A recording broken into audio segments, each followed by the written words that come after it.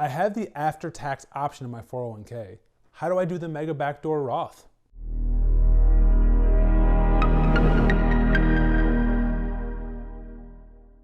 This is part 2 of a 3-part video series I'm doing on the mega backdoor Roth. In part 1, I talked about the 3 different tax buckets within your 401k for your contributions. In part 3, I'll talk about some common pitfalls, so make sure you watch that, as these tax consequences can be severe. Also, I encourage you to reach out to your financial professional to ensure that this is right for your unique situation. Now, let's talk about how to do a mega backdoor Roth. The first step is to contribute after-tax dollars to your 401k. When you do this, these after-tax dollars will then grow tax deferred. The next step is to then convert that money to Roth. There are 2 common ways to do this. It's important to note that when you convert your money to Roth, this is a taxable event. So the growth on that after-tax balance that is converted will be reported on your tax return, and you'll have to pay income taxes on that growth. Now, let's talk about how to do this. There's really 2 ways to do it.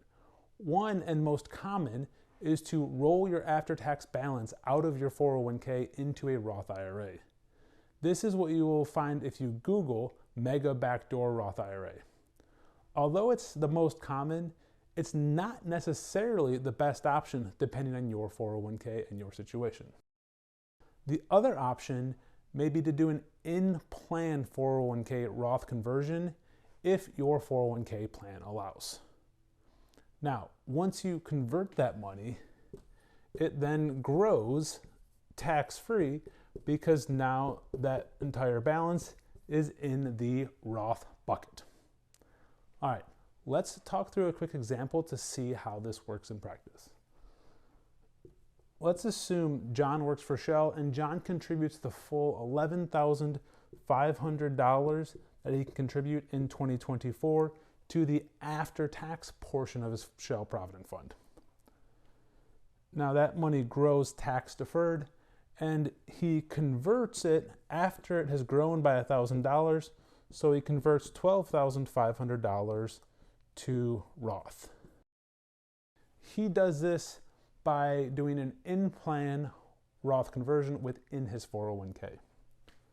When he does it, he has $1,000 that is now reported as a taxable income on his 1099-R, and so he'll have to file this with his taxes next year and pay income taxes on that growth. However, at that point, this entire $12,500 can then grow tax-free. Now, this seems like a lot of work, and there is a level of complexity with it, so make sure that you're being intentional with your situation.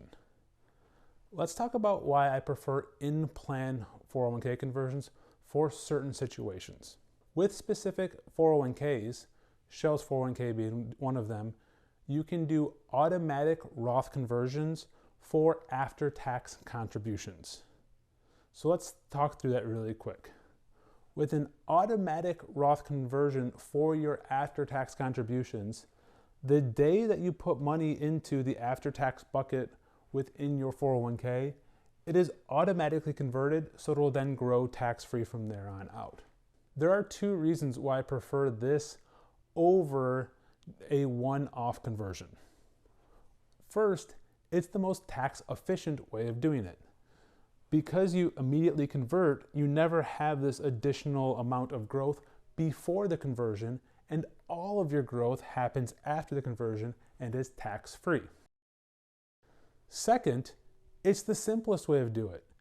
Once this is set up and turned on within your 401k, all you have to do is contribute money to the after-tax bucket, and the conversion is done automatically. If you'd like to learn more about the Mega Backdoor Roth and how it applies to your unique situation, please reach out to me for a further discussion.